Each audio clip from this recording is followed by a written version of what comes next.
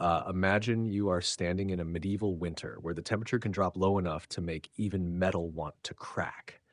Tonight, we will explore a survival trick so bizarre that you will both shiver and laugh, asking yourself, why did they come up with this? Before we dive into this unbelievable but true story, please do me a small favor. Hit like on the video, subscribe to the channel, and turn on notifications. It helps you not miss any fascinating historical secrets and also helps our channel continue to grow. And hey, I want to know where you are watching from and what time it is. It's always amazing to see our community connected across all time zones in the world. If you can, make your surroundings as comfortable as possible. Dim the lights a bit, let the background music set the mood, because tonight's story will make you see medieval winter in a whole new way. If you think burning the thatched roof, the only thing keeping out rain, snow, wind, and occasionally the neighbor's rooster, is the craziest thing medieval peasants ever did, then step into the peak of despair. What they burned next truly turned winter into a bizarre survival game. Because when the cold has stripped away all dignity, sanity, and the last legal resources, one looks around their house and thinks, this actually looks kind of flammable. That is when dung, yes, dung, became the star fuel in the medieval winter chorus. But don't rush to laugh. For peasants, dung was not just something their feet carelessly stepped on in the yard. It was the only thing that no noble wanted, no law regulated, and no deer could stop them from taking. In the freezing universe of the Middle Ages, dung became the most democratic fuel humanity had ever invented. But why was dung chosen? Because it was everywhere, produced daily, and appeared with more reliable consistency than a peasant's income. It was the only energy supply over which no one on the hill shouted, "Hey, that's mine!" Partly because it wasn't worth taking, and partly because no noble was brave enough to lift a pile of dung and claim ownership. Peasants collected dung from cows, horses, sheep, goats, basically any animal that couldn't legally or physically fight back. Then they molded it into flat cakes, drying them along walls or under the summer sun. Essentially, they created brown, crispy cookies filled with the spirit of perseverance. When dry, these dung cakes burned fairly well. They didn't produce flames as strong as wood, but they retained heat more steadily than grass clippings, shrubs, or fragile hope. They burned slowly, lasted long, and most importantly, they were free. In a world where everything from wood to deer was controlled like royal property, dung became a small symbol of freedom. It was one of the rare materials peasants could possess unconditionally, with no taxes, no trouble with forest laws, and no judgment from the fur-cloaked elites in castles. But using dung as fuel also produced unpleasant side effects. Its smell, when burned, was a vivid reminder that your life had not gone as planned. Medieval houses, already smoky due to chimneys' absence, now had an additional odor that made every breath a negotiation between survival and patience. Yet, when the choice was burn something smelly or freeze like an unwanted winter decoration, peasants chose the former. Interestingly, in some regions, dung was mixed with straw or dry grass to increase cohesion, turning these dung cakes into an ancient version of biomass fuel. You could call it medieval green technology, environmentally friendly, absolutely free, and regenerating faster than any other energy source. And if you think dung was the ultimate limit of desperation, think again. When cold and poverty combined into an all-powerful alliance, peasants burned anything they could legally get their hands on. Broken tools? Burned. Boards once used for tables? Burned. Horse-drawn cart frames that no longer moved? Burned to give them a final purpose. Some families even burned wooden beams supporting their houses, because structural stability only mattered if you lived long enough to enjoy it. Meanwhile, collecting every burnable scrap may sound crazy, but for peasants, it was strategic. Every wooden item in the house was no longer merely a tool, but an emergency savings in heat. If winter became too harsh, you could repurpose it. From chair to fuel, from mortar pestle to kindling, from old wall fragments to a rare fire keeping children alive through the night. But even with all these desperate measures, the cold remained a patient enemy. It seeped through the roof, crept under doors, and slipped through wall cracks as if testing human endurance. Peasants, shivering under straw blankets, still faced the only winter question: what to burn next? The sad but realistic truth was, They burned anything not listed as noble property. Everything that belonged to them, no matter how meager, could become fuel. Everything belonging to the forest lay behind an invisible wall of law and power. And that was the dark reality of medieval society. Even the cold discriminated by class. While peasants struggled to survive with piles of dry dung, rotting wood, and a few sparks of hope, nobles sat by large oak fires, wearing thick furs, sipping warm wine, and discussing new laws to better control the forests. Two worlds, two winters, two completely separate realities, sharing only one thing: they both looked out the window. But one side saw snow as a landscape, the other saw snow as a warning. If the process of drying the energy cakes was half the battle of survival, the other half was using them. The moment when medieval peasants faced the reality that their entire winter depended on the dark brown discs lying obediently by the hearth. Because while making them was chaotic, paradoxical, and sometimes slightly alarming, burning them was the final battle. Seriously, there was no safety guide for medieval fuel. No manuals, no warnings like keep away from flammable objects, and certainly no one checking emissions to meet environmental standards. Peasants had only one rule: if it burns without killing you immediately, consider it a success. When winter truly arrived, with no sun to dry cakes, no dry grass to mix in, and no patience to mold them, the stockpiled items became the most fragile hope. They stacked dung cakes in piles by the hearth as if they were gold bars from the royal treasury. And on the first night, cold enough to freeze their breath in the air, they chose the first cake, the nicest, roundest, driest one, and placed it in the middle of the embers. Each fire that flared was not just heat, it was a statement that they could survive another day. But don't romanticize this. When the dung cakes began to burn, their smell was something that would make a modern person rethink every life choice. The odor seeped into clothes, clung to hair, and persisted more stubbornly than the winter chill. Yet for medieval peasants, it was the smell of survival. They felt no disgust, they just wanted warmth. What made dung cakes useful was not fierce flames, but stable heat. They burned very slowly, like a fire quietly whispering, "I will not blaze violently, but I will stay all night." This was crucial because wood, if they had any, burned too fast and too fiercely. A medieval peasant house made of dry wood and straw did not need an enthusiastic flame. They needed one that was compliant. And animal dung turned out to be the most compliant fuel. In many villages, dung cakes were even classified by the type of animal that produced them. Cow cakes were considered the standard type, suitable for moderately cold nights. Horse cakes produced a hotter fire, earning the title of premium. Sheep and goat cakes were like mini honeycomb coals, just enough to keep a small room warm or to heat a shivering child through the night. In extreme times, families would sit very close together around the hearth, as if performing some ancient ritual. All eyes focused on the burning cakes. Each layer of dry dung cracked, smoldered, and emitted a soft orange glow, a light that, in that moment, was worth more than any treasure. Adults whispered, children slept in their mother's lap, and the fire continued its work, silently saving the family. But fuel, like food, was always a difficult problem. Storing it was not easy. Sometimes mice or foxes invaded the stockpile. Sometimes a strong gust blew dung dust into someone's face, creating an experience no villager wanted to recount. As if life were not cruel enough, sometimes the livestock, the fuel producers themselves, also consumed part of the harvest. A hungry goat could cause as much havoc as 10 winters. Yet what made the dung heating system remarkable and bizarre was that it was completely closed and self-sustaining. Herbivores ate, they breathed, they left behind fuel. Peasants collected the fuel. They dried, stacked, burned, survived, continued raising animals, and the cycle continued. This was renewable energy before the concept of renewable existed, a complete system independent of forest wood or the landowner's mercy. Socially, dung fuel also created a kind of silent language among villagers. One could gauge a family's situation by the number of dung cakes on the wall or their quality. Many beautiful cakes, healthy livestock. Few cakes, misshapen or fallen cakes, a harsh winter ahead. It was a way to assess one another without words. There were even folk tales about rich in dung families, with so many animals that their summer walls had no empty space.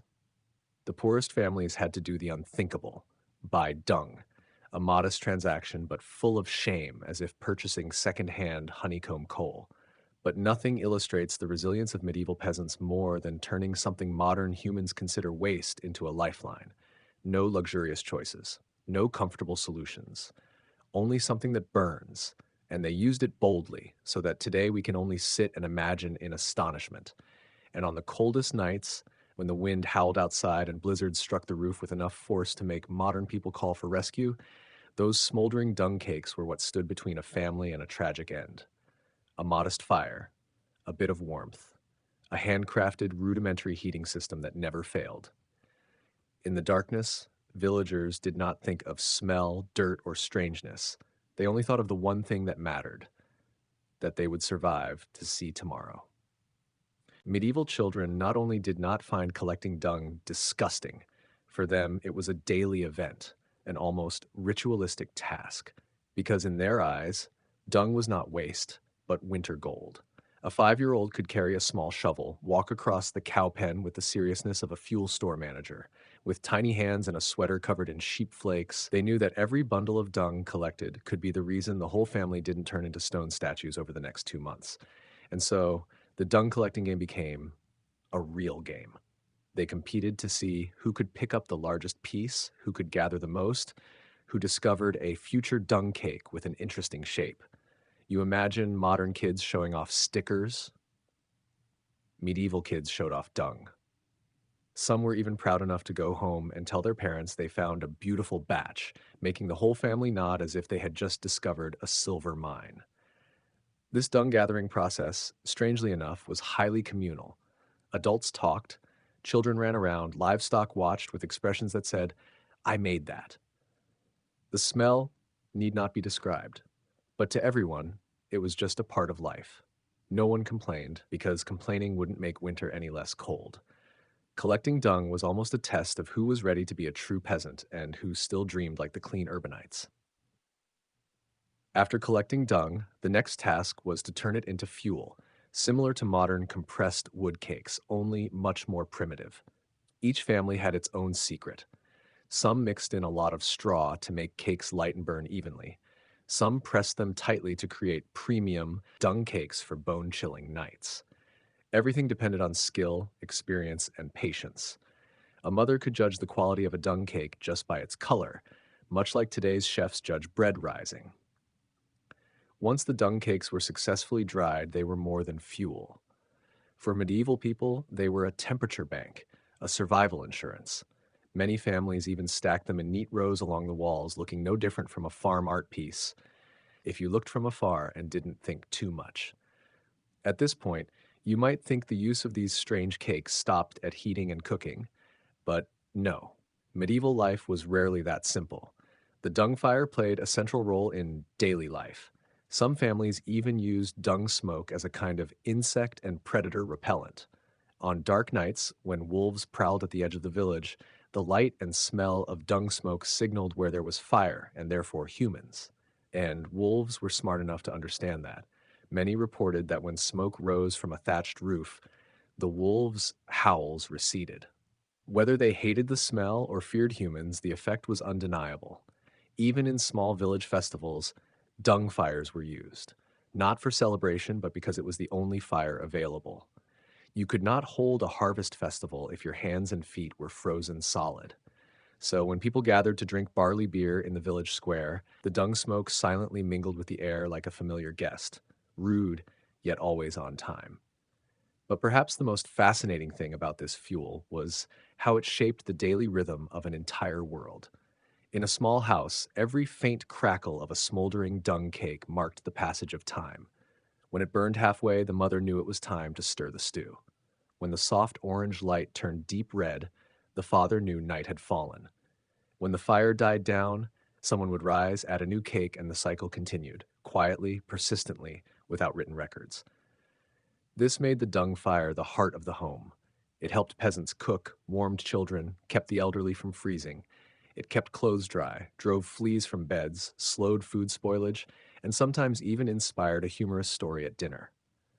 No one at the time thought this crude substance was saving their lives. But it did, day after day, year after year. Some medieval records even claim that families using dung fire lived healthier. This sounds funny, but it's partly true. Dung smoke killed many bacteria and mold in the house. It also reduced humidity, prevented items from molding, and helped preserve food longer.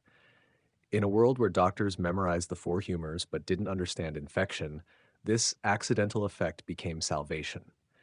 The irony is that in modern times, with dry wood, gas stoves, electricity, central heating, and air purifiers, people look at dung fires with curiosity mixed with disgust. But if you took a medieval peasant to the modern world, what would shock them most would not be cars or phones, but that we no longer use dung as fuel. To them, it was absolute waste. And you have to admit, in a civilization battling heavy snow, biting winds, scarce food, and limited resources, shaping dung into cakes and burning it was one of the simplest yet most ingenious inventions. Not beautiful, not fragrant, not luxurious, but highly effective. Because if there is any lesson medieval peasants wanted to remind us across centuries, it is this.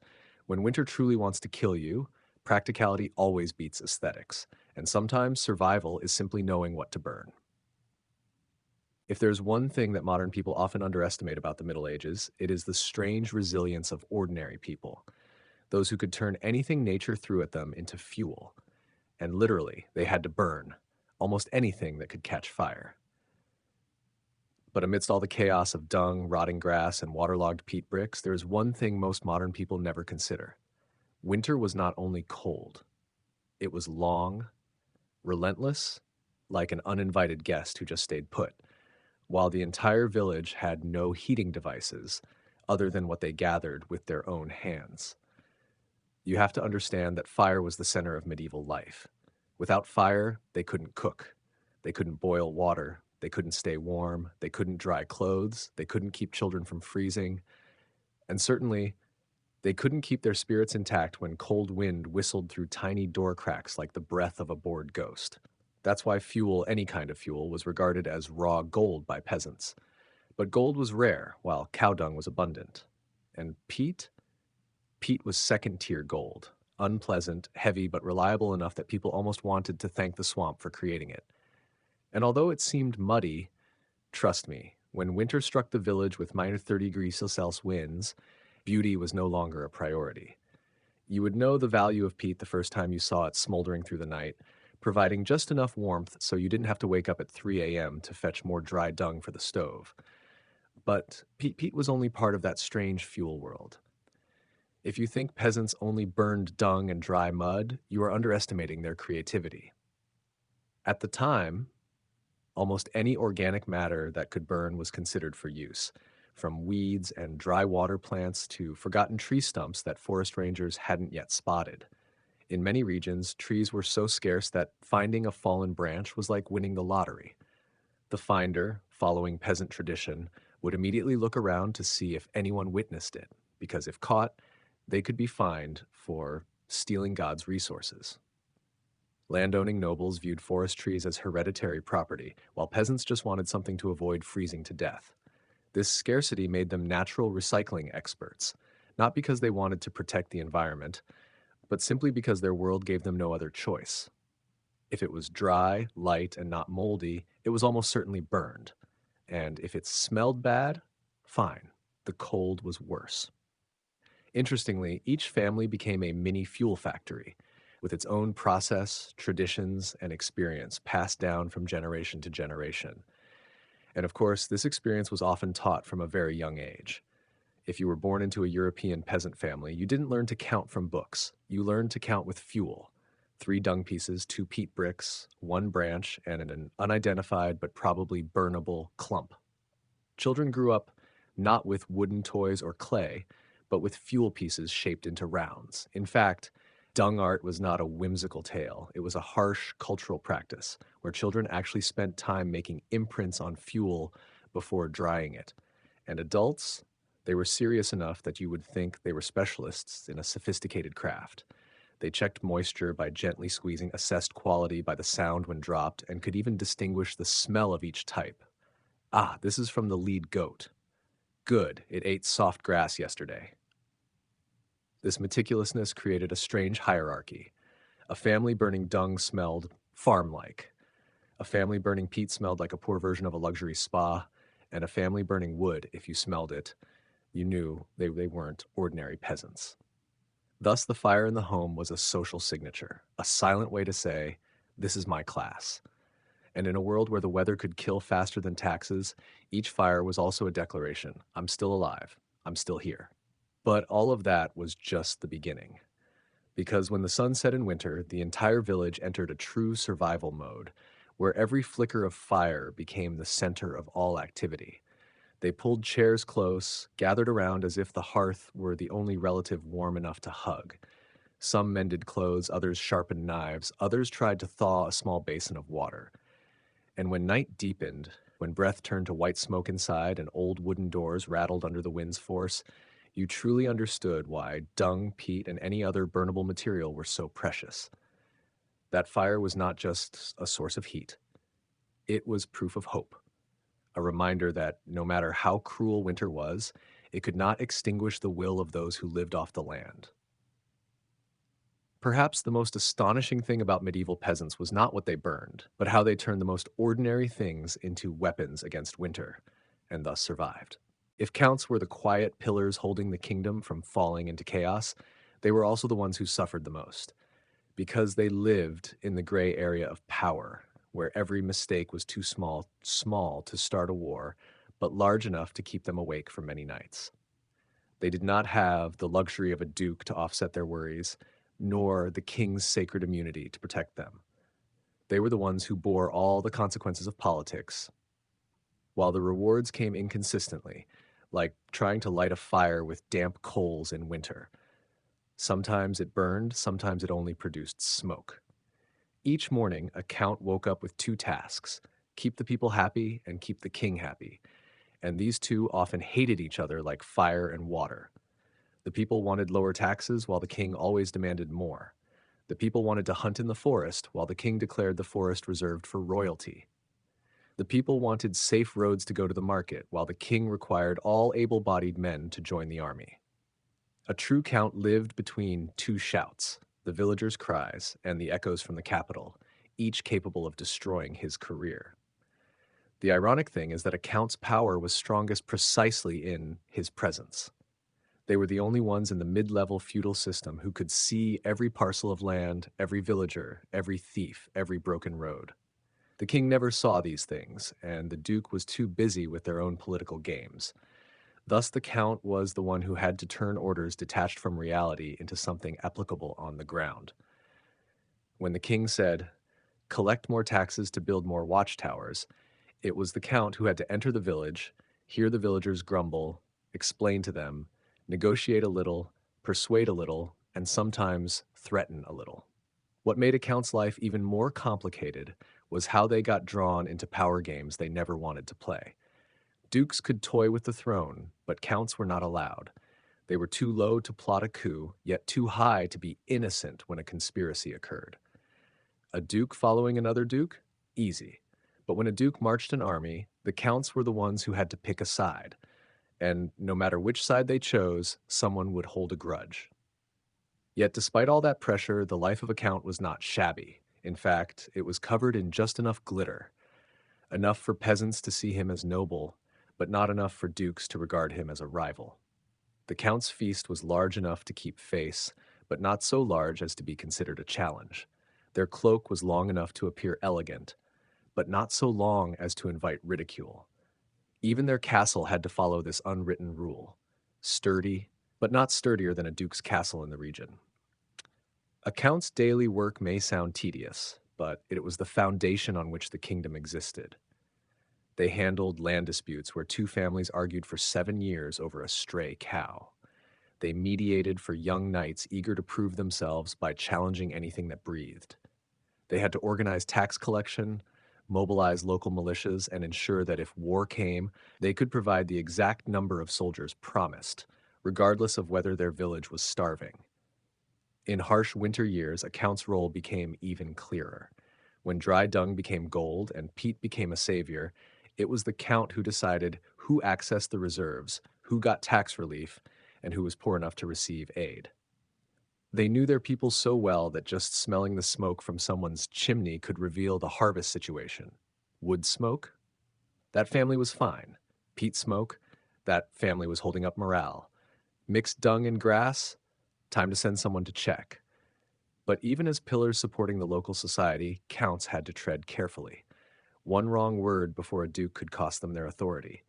One wrong decision with villagers could lead to rebellion. A delayed letter to the palace could be interpreted as disloyalty.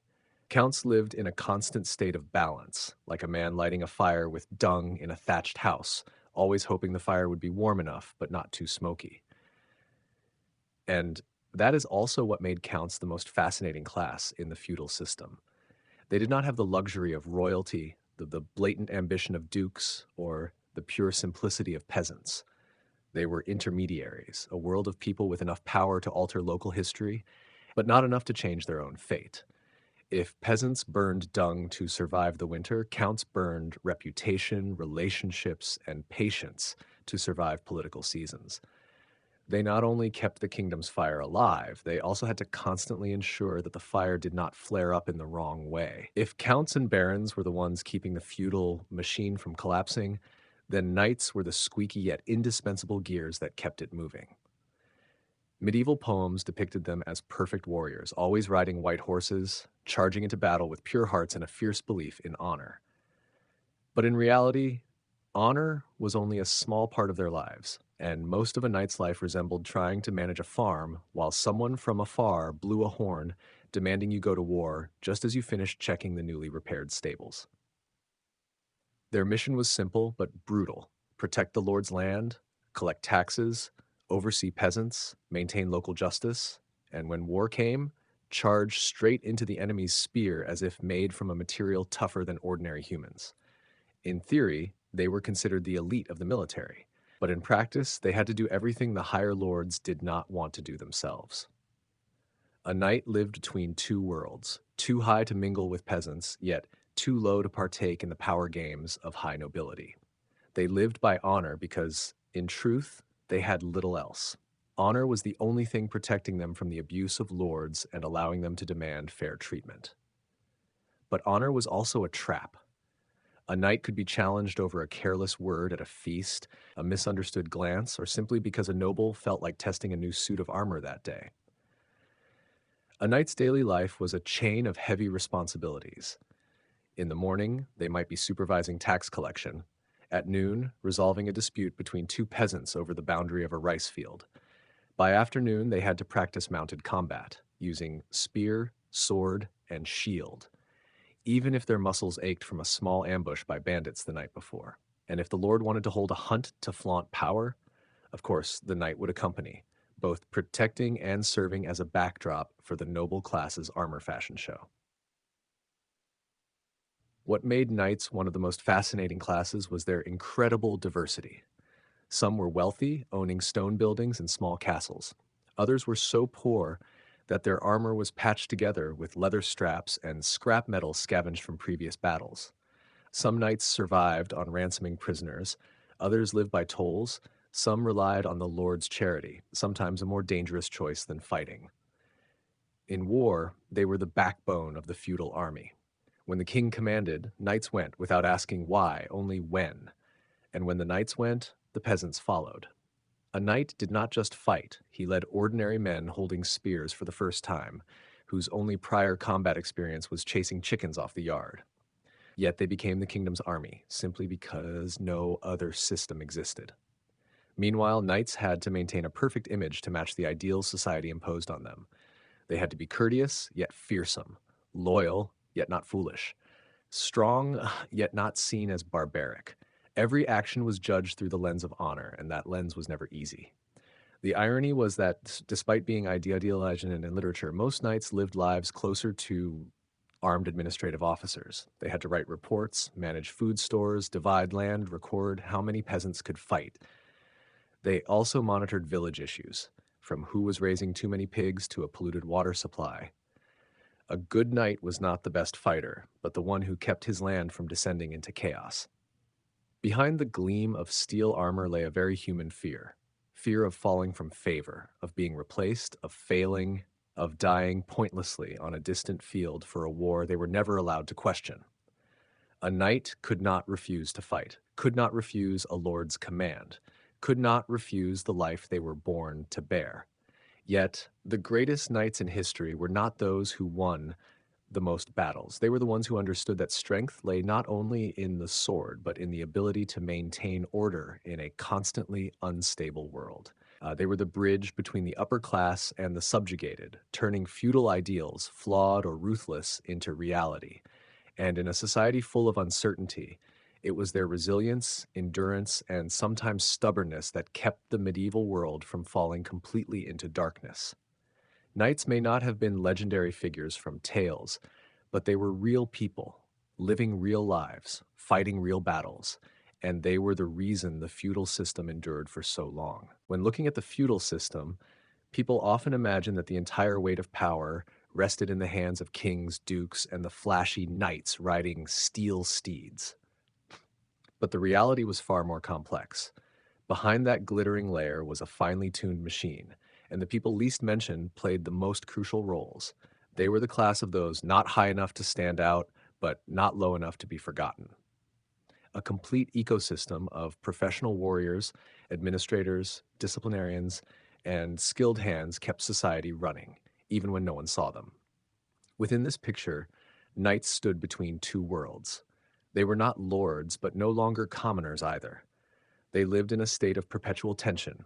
On one side, the glorious chivalric ideals painted by poets and royal feasts. On the other, the harsh reality full of heavy responsibilities. Every knight had to maintain their armor, care for their war horses, manage small estates, monitor taxes, and be ready to rise at any moment when called by their lord. It was a profession demanding strict discipline, leaving almost no room for idleness. They were warriors but also officials, symbols of prestige, yet living within sufficiency. Their power was enough to influence, but small enough to make them cautious of every mistake. But if knights were the steel backbone of society, the lower nobility, small lords, modest landowners, were the flesh and skin that maintained, supported, and connected everything. These people were the bridge between commoners and nobility. They were the first to hear about a broken gate, a failed harvest, or a dispute over field boundaries. Their existence was less glamorous than those of powerful figures, but their responsibilities were far heavier. They had to ensure local security, monitor tax collectors, oversee agricultural labor, maintain communication with higher lords, and sometimes mediate between families who had been feuding for 3 generations over a single cow. These tasks were so small that they were rarely recorded in history, but neglecting them could plunge an entire region into chaos. Yet it was these small nobles who were the most ambitious. Unlike the highborn, those born with power in hand, they had to climb step by step. A timely handshake, a cleverly worded toast at a banquet, a strategic marriage, or an act of bravery in a minor skirmish could change the fate of an entire lineage. They lived among decisions that those above took lightly and those below never fully understood. They constantly calculated, weighed, and balanced, not too prominent to annoy their lords, but not too obscure to be forgotten when opportunities for advancement arose. Beneath all these layers of power was a special group, experts of the medieval world. Not peasants, not nobles, not knights. They were sergeants, stewards, constables, stable masters, quartermasters, and the holders of secret keys to powerful households. Their role was like the enduring gears in a massive machine, rarely praised, but if they vanished, the entire structure would halt in a matter of days. Fighting sergeants were the real protectors. They did not ride majestic war horses like knights, but they guarded city gates, stood atop walls in freezing winds, patrolled borders at night, and maintained order when chaos struck.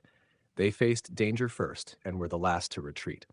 Without medals or poems in their honor, they were the ones actually keeping the territory safe. Stewards, figures rarely seen in films, wielded surprising soft power. They managed finances, ledgers, granaries, and sometimes knew more secrets than the lords they served. A skilled steward could save an entire estate from bankruptcy. A poor one could ruin a wealthy lord. And because they acted quietly and without show, their influence was often profound. Then there were the chamberlains, managing the private quarters of lords. They knew who came and went, aware of secret meetings, important news, and sometimes serving as intermediaries between factions. They were literally and figuratively key holders, and a whisper from them could sometimes change the political outcome of a region. Despite their different roles, all these people, knights, lower nobles, sergeants, stewards, chamberlains, shared one thing. They kept the heartbeat of the medieval world alive. None were heroes of legend. Most were simply people trying to do their jobs within a complex, fragile, yet effective system. And they were the force that kept society running. When kings and lords fought, when knights went to war, when lords deliberated politics, it was these silent classes who ensured daily life continued. Because in the medieval world, the power of a kingdom did not lie in glittering thrones or glorious victories, but in the persistence, steadfastness, and dedication of the people never mentioned in legends. When Hatshepsut declared herself pharaoh, she did more than put on a crown. She rewrote the entire language of power. In a system where rulership was seen as a sacred gift bestowed upon men by the gods, Hatshepsut stepped onto the center stage and forced everyone to ask, what truly makes a king? Gender? Lineage? Ritual? Or the ability to keep the nation prosperous during its most precarious moments? Her opponents quickly realized an unsettling truth. Hatshepsut was not only intelligent, but also patient and extremely pragmatic. She did not seek direct confrontation. Instead, she built legitimacy layer by layer, carefully calculated step by step. She appeared in sculptures with the traditional form of a pharaoh, sometimes wearing a ceremonial false beard, sometimes in royal attire, not to hide herself, but to convey an important message. The role is greater than the individual who occupies it. Power transcends form. What she did was like pulling aside a large curtain from a stage long reserved for men. And instead of resisting, many began to realize that Egypt was more stable than ever under her hand. Constructions were built, trade expanded, temples were generously endowed, representing the bond between the throne and the gods. It was not just politics, it was the art of keeping a civilization running. The old nobles who had once seen her as a temporary solution suddenly realized they depended on her more than they wanted to admit. The stability Hatshepsut brought was like massive stone pillars supporting a temple roof, silent but irreplaceable. She did not need to threaten. She did not need to flaunt armies. Her power lay in the simple truth that Egypt was improving day by day. The more irritated the palace enemies became, the more the priestly classes smiled. The priests of Ammon, holders of spiritual power comparable to the king, became her most important allies. They not only recognized her ambition, they saw her ability to turn that ambition into a common good. And when the gods supported her, opposition gradually turned into cautious whispers. However, any system built on a delicate balance can be shaken by a small change. Hatshepsut's increasing prominence worried many that when Thutmose III came of age, he would be a king overshadowed, a shadow beside the true pharaoh, and a prince pushed out of power is a spark for civil war. But Hatshepsut understood this better than anyone. She did not push the prince aside. She brought him into her system of power so he could learn to rule in an Egypt already matured under her guidance. This was not the act of a tyrant. It was the strategy of someone who knew that the future is built not only on victories, but on the seamless transfer of power. Yet Hatshepsut's success also revealed a more uncomfortable truth for observers. She was accomplishing things that previous pharaohs, all men, had not always managed. And when a woman outperforms the patriarchal tradition, it is not just an achievement. It is a challenge to the very ideological foundation of the system.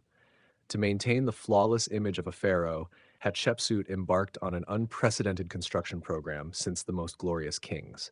The Deir el-Bahari Temple, her signature project, was like a statement reaching future generations.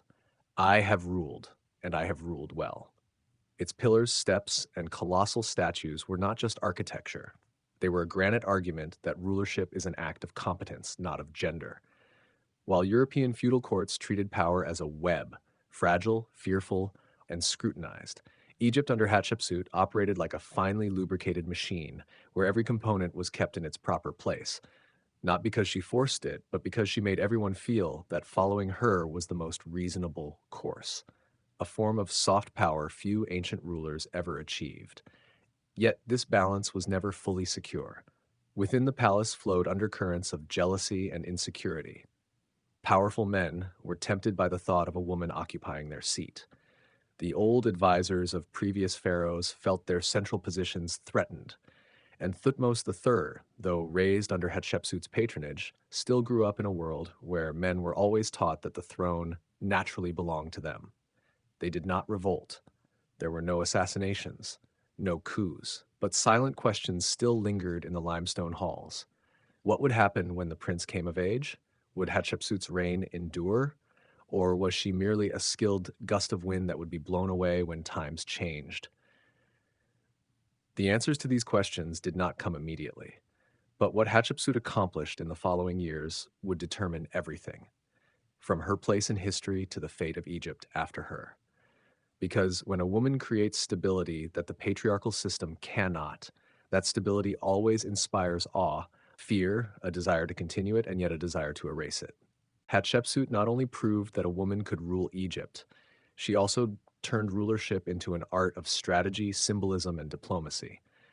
From her earliest years on the throne, she recognized that true power was expressed not only through the sword or weapons, but also through trade routes, tax flows, and the silent loyalty of the people.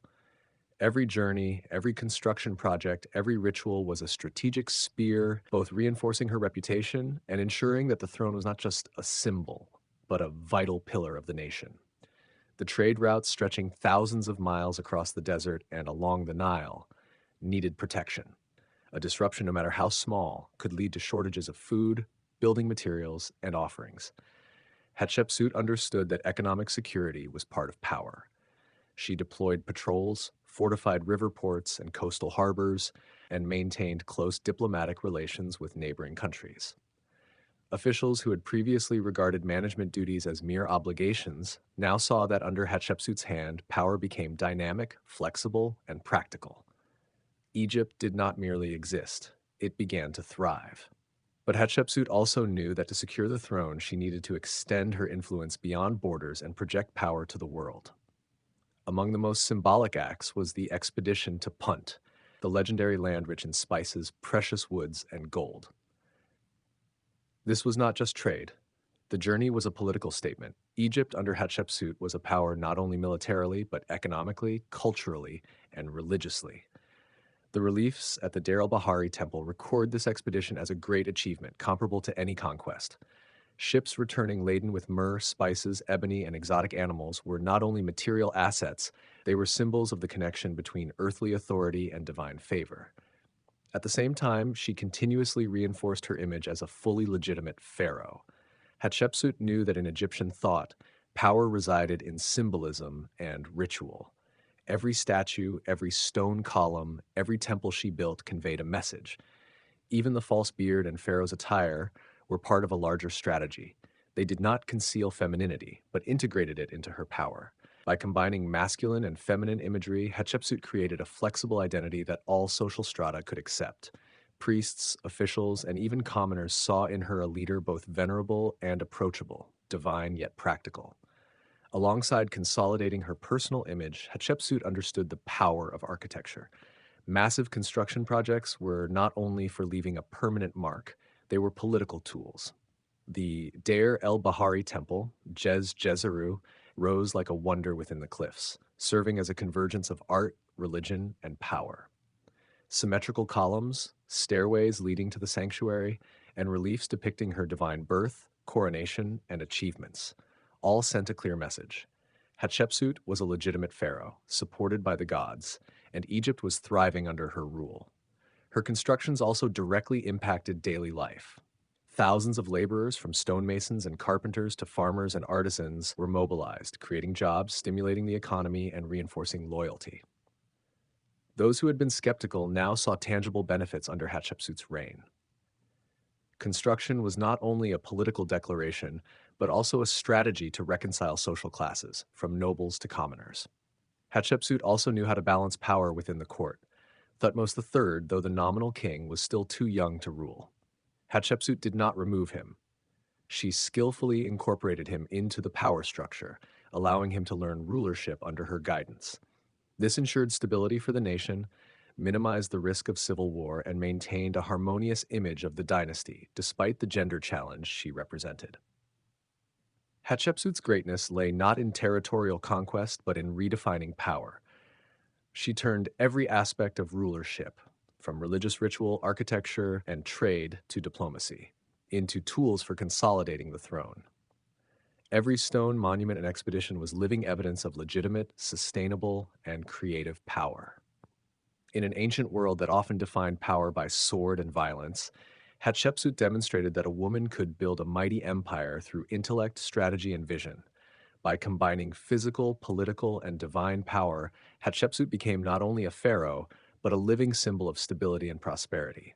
Her reign, from constructing temples and restoring sacred structures to distant expeditions, reflected a profound understanding of power. Power is not merely to seize, but to maintain, persuade, and pass on. Egypt under her rule was not only a strong nation, it was proof that power can be redefined, expanded, and inspire future generations. Hatshepsut transformed power from a masculine, divine concept into a flexible one that could inhabit the form of a woman while retaining its sanctity. In this way, she was not just a pharaoh, she was Hatshepsut, a strategist, an artist, a stateswoman, and a living symbol of the ability to shape history in her own way. Every construction, every journey, every action demonstrated that true power does not reside solely in the throne, but in the capacity to see far ahead, to combine symbolism with action, and to create an enduring empire. Hatshepsut was not merely a leader. She was a sophisticated strategist, a master who knew how to turn power into art and diplomacy into a weapon. Every action she took, from ordering the construction of magnificent ships on the Nile to sending expeditions across the Red Sea, reflected a far-reaching mindset.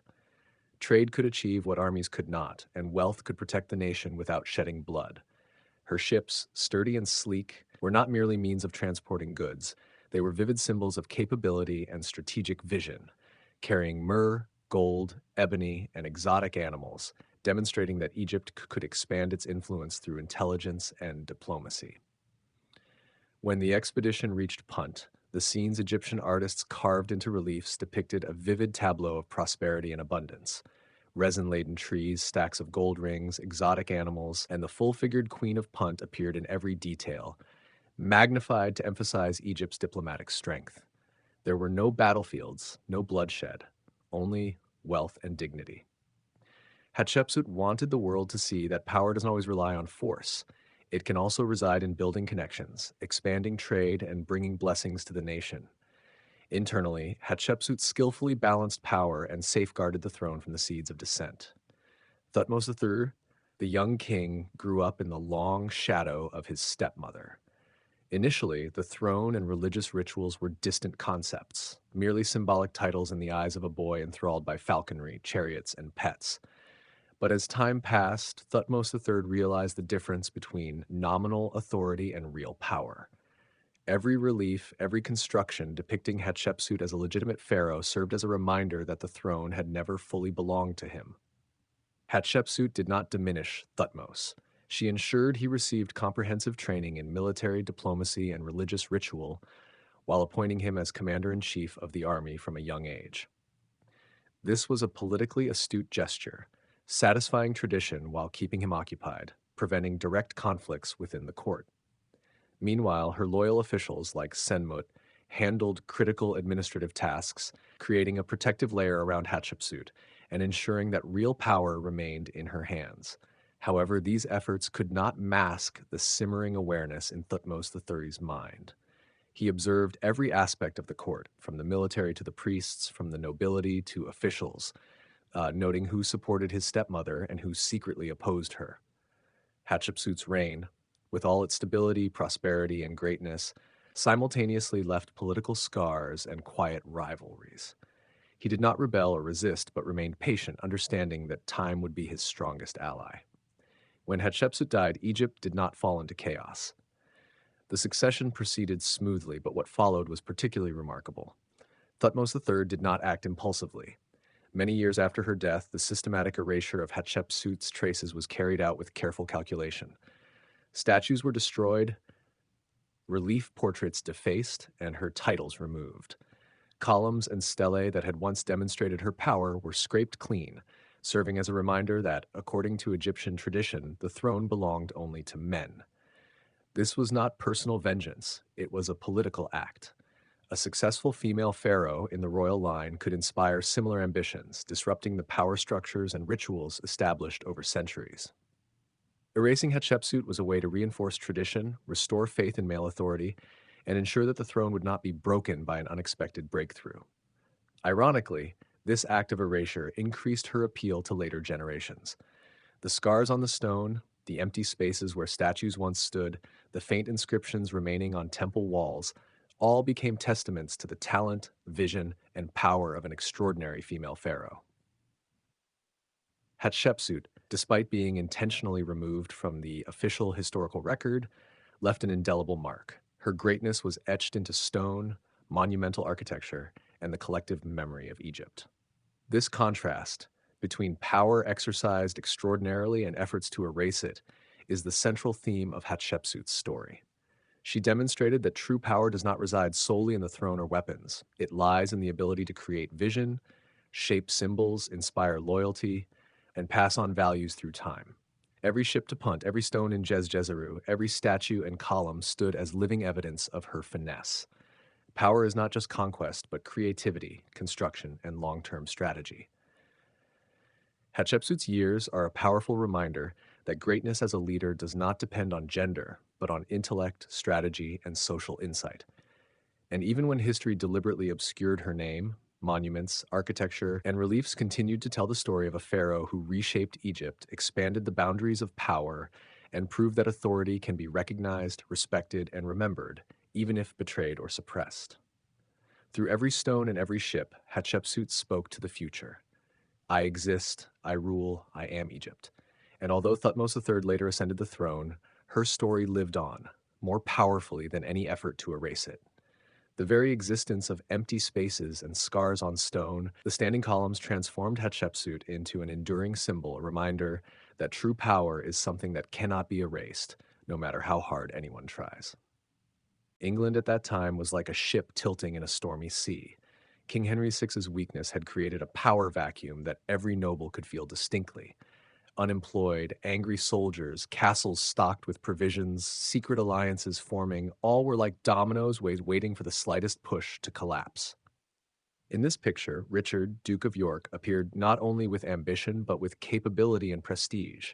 He was the only one able to control the unrest, a sharp strategist, an astute observer, understanding every conflict, every pulse of governance and society. Before him lay a challenge full of traps. It was not just dealing with the Lancaster army or pressure from the court, but the subtlety of navigating the emotions and power of Queen Margaret of Anjou. Margaret was not only a mother, but also a shrewd politician, experienced in court intrigues, well-versed in all the secrets of the court, and capable of manipulating the loyalty of the nobility. Every move Richard made was watched. Every action could become a counterstroke. This game of power was not only a battlefield struggle, but also a contest of wits, where every word, glance, and gesture could determine the survival of a dynasty. On May 22nd, 1455, St. Albans became the opening stage for the prolonged conflict, where simmering tensions erupted into open violence. The Lancaster army occupied the town, believing that King Henry would protect them, but Henry no longer had the mental strength to govern.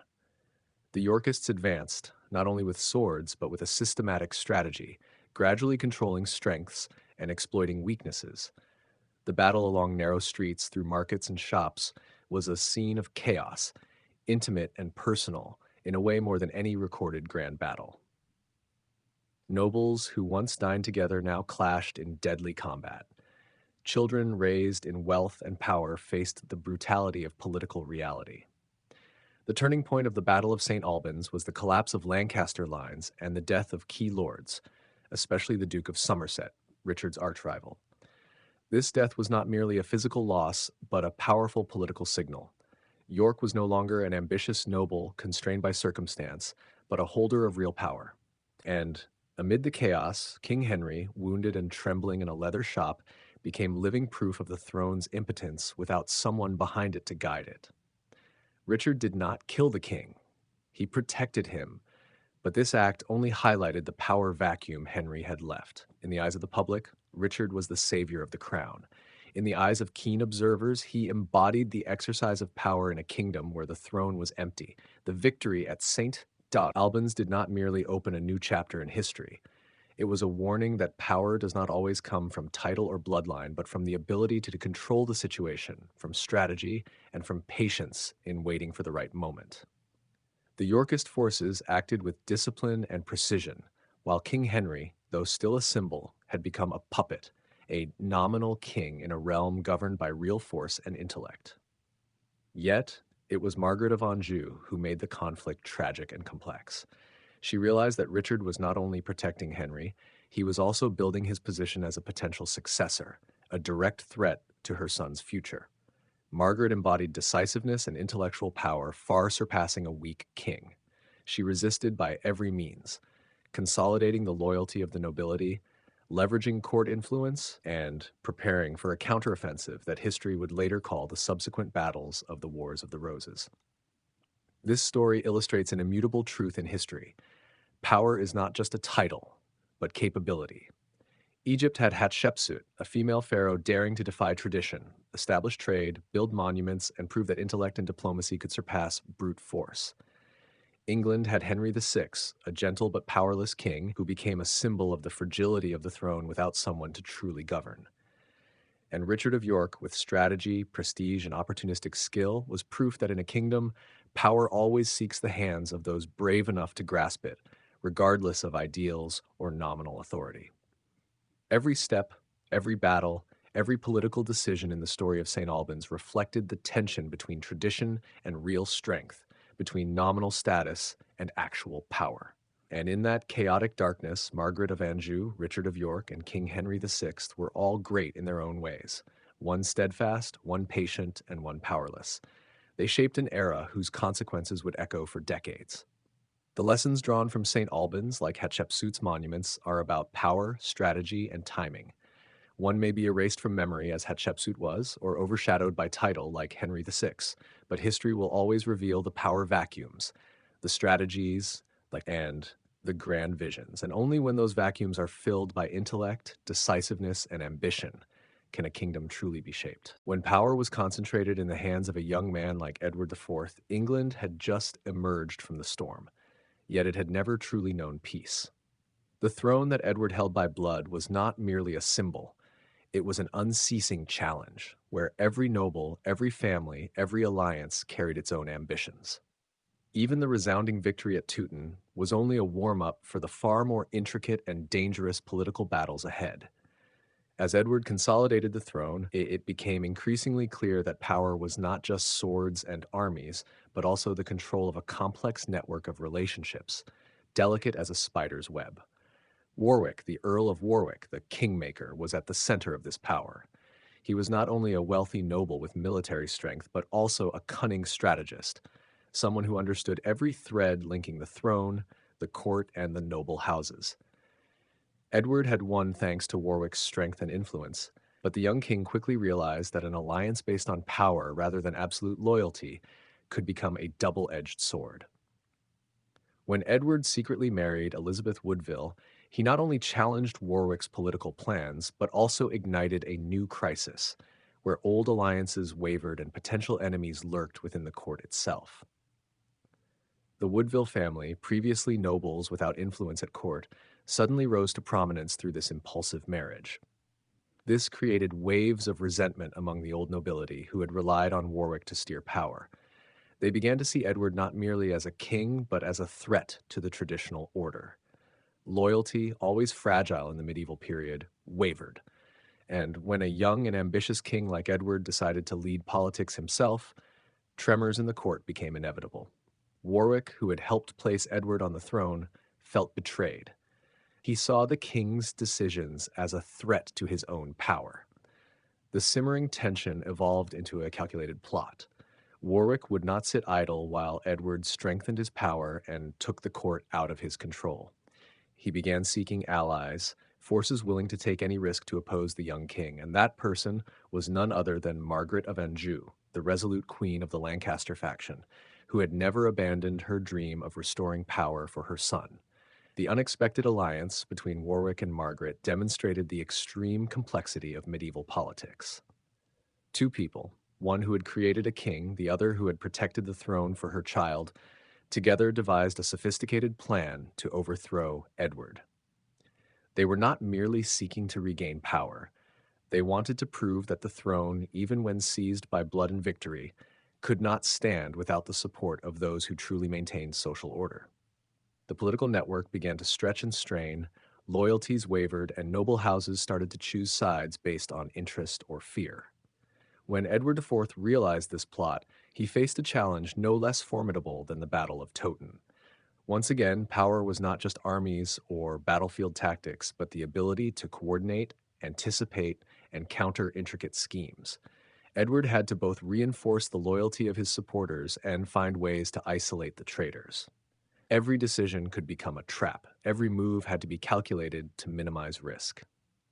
Medieval history offered many examples of kings betrayed by those they trusted, and Edward understood that without decisiveness, the throne could slip from his hands again. Meanwhile, Warwick and Margaret began mobilizing their forces. They combined military strength, political influence, and psychological tactics to create a formidable power. Margaret, once again demonstrating her exceptional political skill, used persuasion, promises of reward, and religious authority to secure the loyalty of northern nobles. Each noble, each lord, each house had to weigh benefit against risk. Once more, England stood on the brink of nationwide conflict, with everyone preparing for a battle not only for the throne, but for their political survival and family legacy. Edward IV was no longer the young man victorious at Towton. He had matured through battles and courtly intrigues.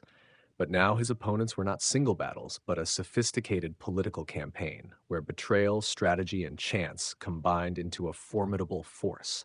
The court became a living chessboard, where every move affected life, power, and the existence of the throne. This was the moment historical decisions were forged. Edward had to choose between yielding to maintain temporary peace or acting decisively to assert real power.